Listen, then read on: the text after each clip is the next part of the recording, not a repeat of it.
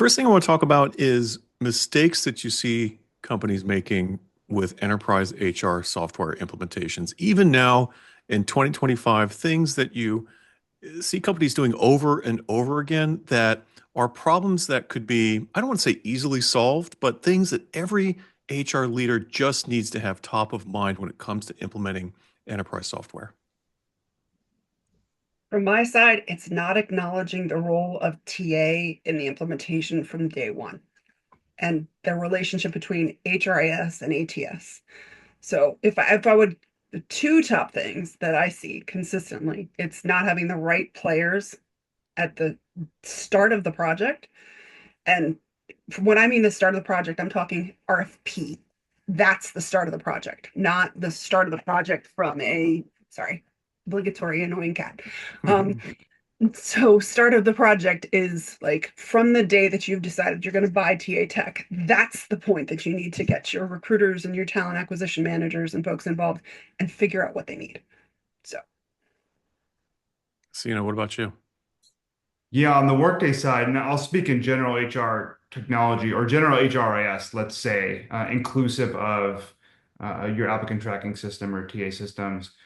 And you're going into a phase one. I'll, jump on what you have said there, Vivian, is not having the right people in place in the right roles. Where I've seen clients be the most successful, and this is 10%, right? Most make this mistake, is try to put together your governance and strategy and your production support team at the beginning.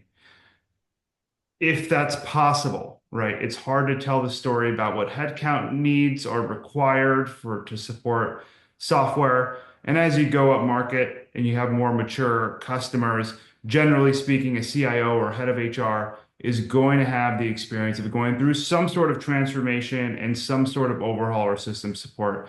So they'll know, or they'll be able to validate or say, hey, you can have this headcount, you can have this budget. So getting that team in place in the beginning, so the right players are making the right decisions for the technology, the software selection, the design decisions, the implementation, and then you're not spending hand over fist 2, 3, 5x the cost to re-implement the software after you've already spent potentially 6, 7 figures to implement it in the first place. So that is, I think, the biggest thing. The other component I'll bring in is not as much attention to detail on the change and adoption for the software, right? This is a common mistake I see across the board, not just with change for the HR tech, but organizational change. And you can nail the technology implementation, which generally, there's road bumps along the way. That's why there are implementations to begin with, and that's okay. But you can nail the tech, but if you don't land on your feet with the change, the comms, the training, that can spiral and make your implementation fall flat. So again, I've seen over and over again, 6, 7 figure implementations that are really strong technically, but fall flat with the audience because there's no KPIs, there's no adoption metrics, there's no attention to detail, no training. And so spending the time and energy up front and being very mindful at the rollout and right transitioning to the production support team is really important.